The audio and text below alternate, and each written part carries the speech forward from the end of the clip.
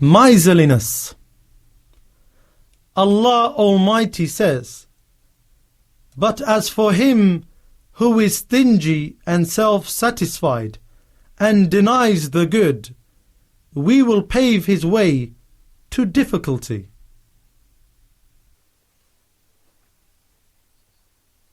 Assalamu alaikum wa rahmatullahi wa barakatuh, and welcome to another episode of Purification of the Soul. I'm your host, Abu Abdussalam, and we have with us in the studio our guests Kareem, Muhammad and Gulraz. In this series we're discussing purification of the soul, or tazkiyatun nufus, and we mentioned that the word tazkiyah in Arabic has two connotations to it.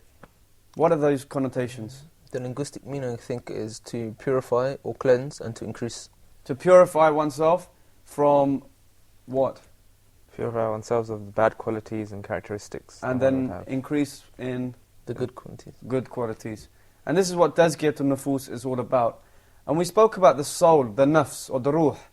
And we said that it is one of three components that when they come together, they join together to create or to bring a creation by the name of insan or man. What are these three components? First and foremost is the ruh, the spirit.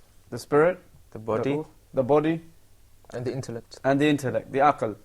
And also, we said in the first episode about how the three components of Islam, or of the deen, of the religion, are related to these three components of man. How is that? The three parts of the deen, Islam. So for instance, you could say the bed and the body is related to Islam. Which are the outer actions. In this case, it's the body. Then Iman. Iman, which is related to the aql and the beliefs. Intellect, yeah, which is to do with the belief system. And the ruh, the spirit, which is related to ihsan. Ihsan, or the outer, or the spiritual perfection, if you like. That's right. And one of the diseases that we're now going to be looking at, a very important disease that we should remove ourselves from. And it's a continuation from what we were talking about in the last episode.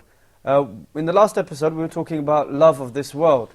And we now come to realize, after studying that, is that love of this world often leads to this disease, which is called miserliness or stinginess. In Arabic, bukhl. Now Jabir ibn Abdullah radiallahu ta'ala anhu, he said that the Messenger of Allah sallallahu alayhi wasallam said, "Beware of oppression, for oppression will be darkness on the Day of Judgment. And beware of miserliness, stinginess, because it destroyed those who were before you. It incited them to shed their blood and deemed the unlawful as lawful." Now, as we know, miserliness is a quality that no one likes having attributed to them. And it's to refuse to give something that one has acquired to someone who has requested it. And it is far worse, as Ibn Hajar said, when the one who requests it is entitled to that thing. And even worse than that is when someone is miserly with someone else's property. Allah subhanahu wa ta'ala censures in the Quran those who are stingy and order the people to be stingy in Surah An-Nisa, verse number 37. Now, why in Islam, why is miserliness so detested? Why is it something considered not good? Stinginess. And such a quality is very much contrary to the brotherhood and generosity, which are praiseworthy things within Islam. How can we see some of this generosity and brotherhood at the time of the Sahaba, in particular after Hijrah, while they were making Hijrah? In hospitality and the mu'akha bayn al-muhajirin wal-ansar. Which means in English? which means Brotherhood. brotherhood between Muhajirin, those who immigrated from Mecca to Al-Madinah, and those The Ansar.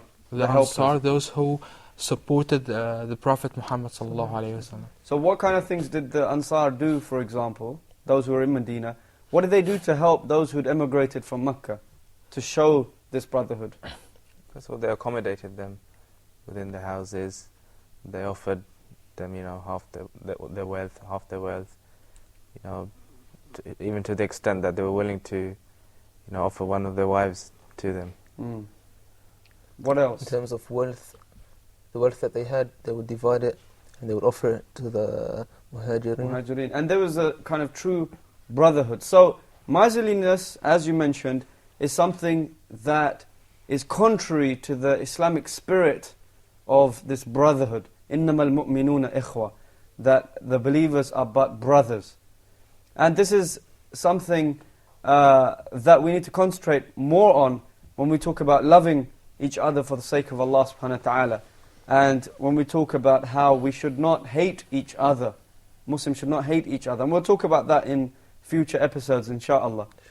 But there are two main aspects of miserliness in Islam. The first aspect is against the Sharia of Islam. And the second aspect is contrary to, if you like, meritorious character. One can be a miser with respect to the Sharia if he withholds from paying zakah or from supporting one's dependents or something like this. In other words, if a person withholds from any obligatory type of spending in Islam, then he's considered to be a miser according to the Sharia. And this is haram. And it is necessary for the person to cure himself of this kind of stinginess, miserliness, niggardliness. So this is the first aspect, against the Sharia. You can sum this up by saying anything that a person is obliged to spend his wealth on, and he doesn't do it, then he's considered to be stingy in the sight of Allah subhanahu wa ta'ala. In other words, in the Sharia, in the law of Islam. The second aspect with regards to miserliness is in accordance with a meritorious character. In other words, it's just part of good character, part of brotherhood, if you like. That is, a person, he'd be considered a miser among the people if he lacks virtuous merit. When someone comes to him, he refuses, even though he has the money. So, an example could be where there's a poverty-stricken beggar, one who really desperately needs a small amount of money. The person has the money in his pocket, for example, and perhaps he's only looking for a small amount of money, something to just buy him food for the day. The person has the money in his pocket. He has no need of that money. It's extra, fadal, what they call in Arabic. It's extra. But the person refuses to give that money, even though he's able to do so. Another example is to give a hard time to someone who owes you a small amount of money. For example, you gave them a loan of a small amount of money that you really don't have specific need of at that time. You can wait a year, 2 years, 3 years. There's no way you're going to need that money. You have much more. But then you're miserly because you go after that person. You give him a hard time, and so on and so forth. And this is to do with one's character, his maru'ah, if you like. And so the one who doesn't have this, he's fallen into what is known as the khawarimul maru'ah, those things which make a person's character bad. And Ali radiallahu anhu said that the rich miser is poorer than the generous poor person. Why is this the case? Why would a person who's rich but he's stingy in reality be poorer than the one who's poor but he's generous? He cannot feel the existence of money in his hands. He just cannot spend them. He just cannot feel that he has money like a rich man. He's more suffering than the poor because he has money but he suffers from poverty. Because he's not willing to spend that money. Exactly. He's hoarding it up. It's in his bank. And maybe even getting interest, which is haram.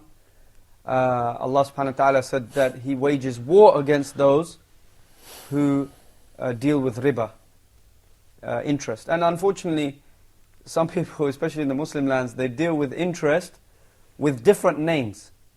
They don't call it riba, they call it fawaid, or ribh, profit, or benefit. So they take interest. And Allah subhanahu wa ta'ala waged war against those who deal in riba, in interest. Now, the point here, as you mentioned, he's poor, the rich person who has a lot of money, but he's miserly with that money, he's living a pauper's life. He doesn't have any kind of feeling towards that wealth simply because he doesn't spend it. He doesn't see the benefits, if you like, of that wealth. Why else would he be poorer? Perhaps in the akhirah, because he has the ability to spend, if you will, in the cause of Allah. That's a good explanation. Another one? Also, by not spending, he doesn't experience the joy and that's spending. what Kareem was mentioning. But in terms of being spiritually poor, a person may have a lot of money, but he might be spiritually poor. He had a material resource that he could exploit in the obedience of Allah, but he didn't make any use of it. He didn't make use of it. And this is why Ali radiallahu anhu said, as we said, that the rich miser is poorer than the generous poor person. He's mentally poor. He has this psyche that he simply cannot give. Just like the poor person, physically he cannot give. But this person, he has this psyche that even though he has the money, he has this psyche that he cannot give.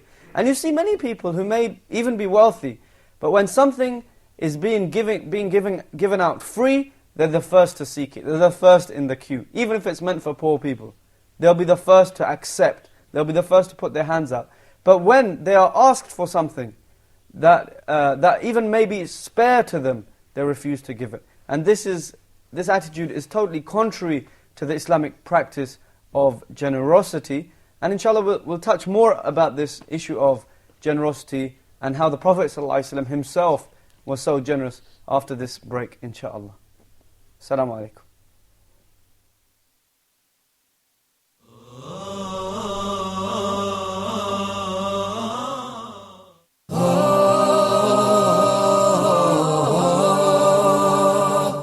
Inshallah, on the straight path, we would like to discuss the niqab from an Islamic and social political perspective.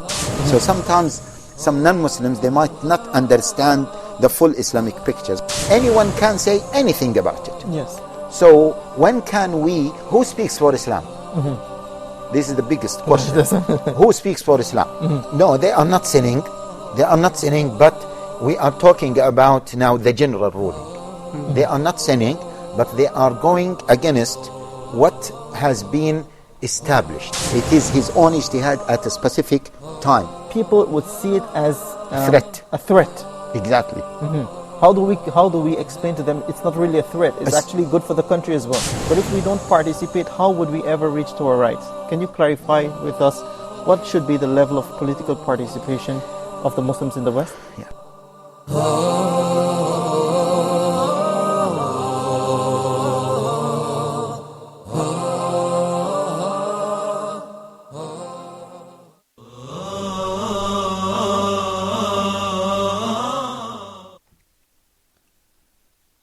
Assalamu alaikum and welcome back.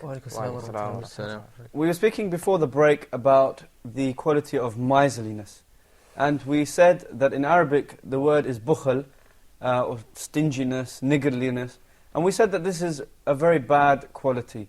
We mentioned that there are some people that even though they may be affluent and rich, sometimes when something is being given out free, they'll be the first in the queue to accept such gifts.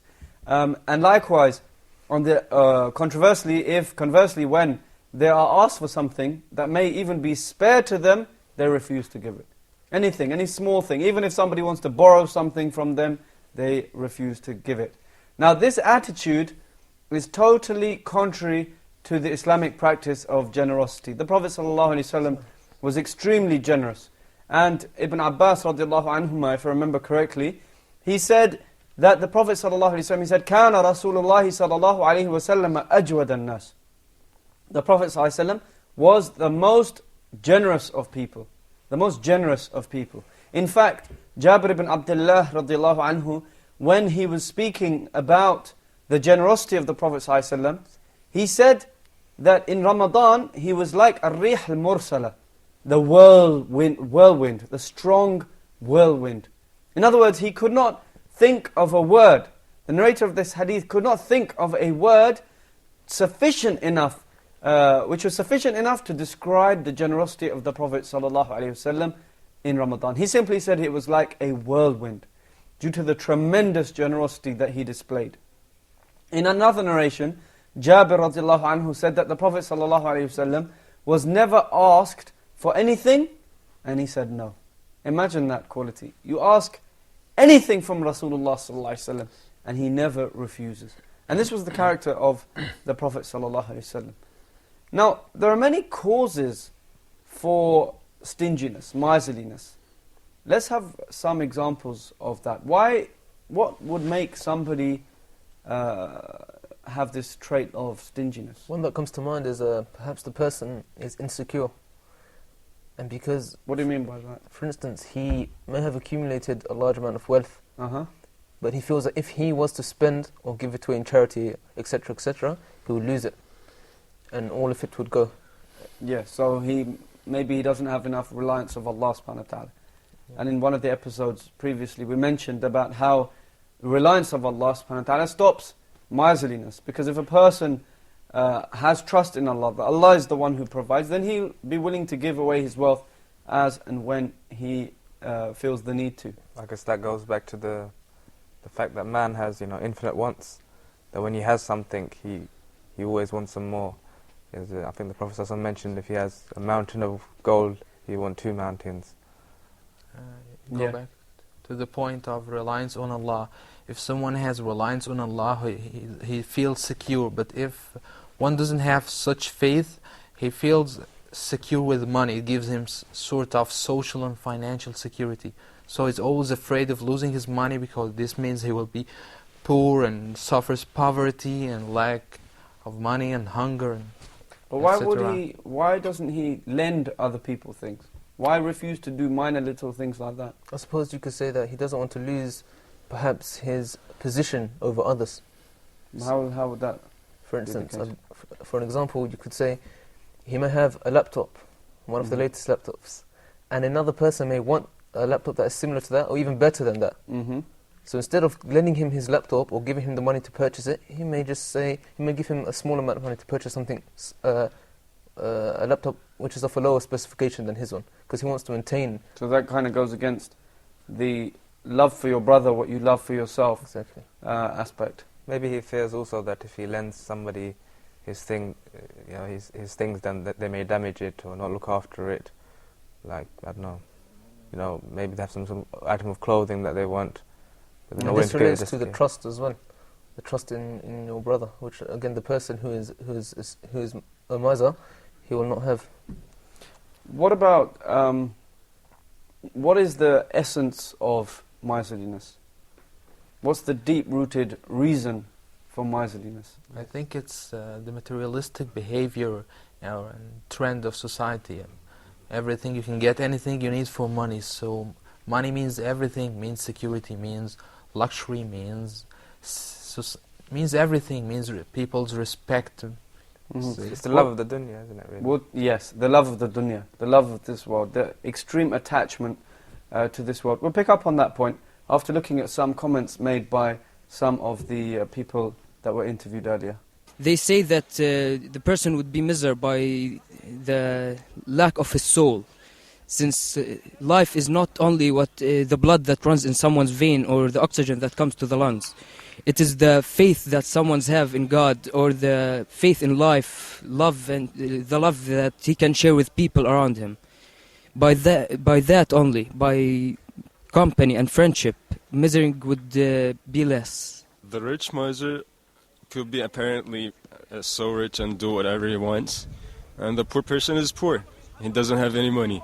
But on the other side, of course, the rich miser is much, much poorer than the poor guy, because the poor guy could be working, could be like do anything that could make him richer with money and richer with friends and all the things that are much more important than the money. The rich miser is a miser. He doesn't actually uses his money.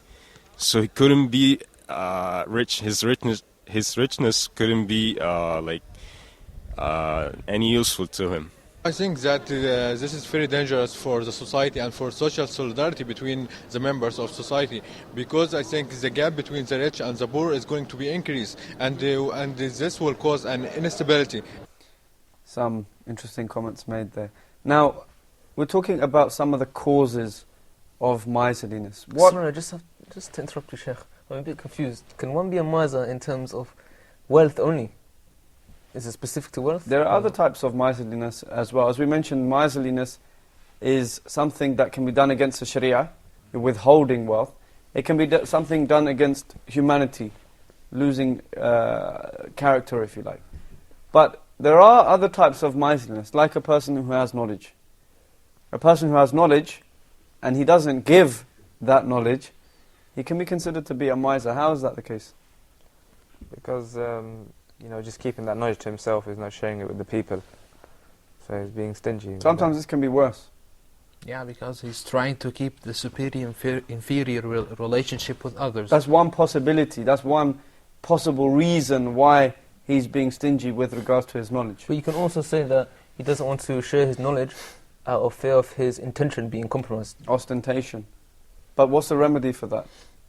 Should he, if a person prays and he's ostentatious, he shouldn't stop praying. He should rather cure the ostentation. So he should give out the knowledge or give zakat for his knowledge. But weren't there many cases of companions who would not give the knowledge and pass it on to other companions to, answer questions? When there's sufficient number of people present, then it's okay for you to do that. It's okay for you to pass it on, and that's often safer. But when there is not enough people to give out this sacred knowledge of Islam and the Deen, then this is something that is praiseworthy for a person to give out the knowledge. On the condition that, of course, he has to be free or try to avoid any kind of showing off or ostentation. In terms of worldly knowledge, you were making a point about superiority. Yeah, when someone is superior in a certain field, he doesn't want anyone to be a competitor for him. So he's trying to keep back his knowledge for himself and doesn't try to share it with others. I remember a statement that it was like a joke as such, but it has great morals to it, where a person who is a teacher of some kind of self-defense, karate, taekwondo, whatever, and he had a student, and he taught the student almost everything that he knew, until the student came to a certain level, and he said, "Okay, teacher, let's have a fight, because now I know everything. I'm going to beat you in this fight." And the teacher, he said, "Okay." So he pulled out a new maneuver, a new move that he hadn't taught his student, and he beat him with that move. So the student, he said, "Hey, you didn't teach me that." He said, "Yes, I saved it for this day." I saved that move for this day. So sometimes knowledge can, and obviously the moral behind that is knowledge can lead to a person to having pride or arrogance, not respecting their teachers and so on and so forth. But that's not really an excuse to be miserly with one's knowledge. But coming back to the point of the causes of miserliness, you have causes that are, things like a person. We have different types of causes, but what is a root cause of miserliness? Love of this world. Love of this world. If a person can cure that and have reliance and tawakkul on Allah subhanahu wa ta'ala, then he can cure his miserliness. This is the root cause of this. What about the effects of miserliness on society, on individuals, on family, on friendships? I guess it causes, hatred and, distrust between people. That, why is he not sharing his things with me? Does he not like me? Doesn't he trust me? Doesn't he think I'll give the money back? I suppose it can lead to the economic downfall of societies as well. Because if people refuse and do not want to spend, then trade will not occur, and, etc. And perhaps certain public interests, nobody would spend towards it. If everybody, imagine a society where everybody is is a miser. Nobody would build bridges, for example, if in an Islamic state people would give money towards these kind of public interests. Nobody would build masajid, mosques, schools and these kind of things unless there's a personal benefit in it for themselves. There will be no society because everyone is living for himself and by himself.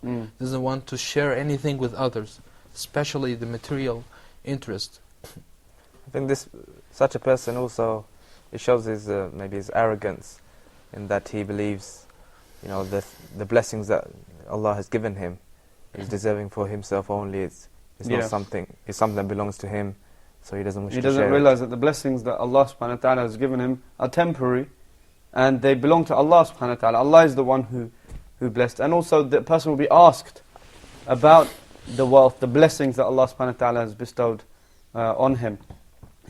Some of the effects of miserliness, we can see, we mentioned some of them with regards to the society, the individual. What about on friendships, for example? It would lead to friendships being destroyed. Because part of friendship is to give as well as take, not just take. It's give and take. And that goes with married life, for example. It goes with family and so on and so forth. Inshallah. In the next episode, we'll talk about some of the cures for miserliness. And we'll go and we'll see, inshallah, some examples of generosity that was displayed by the companions to each other.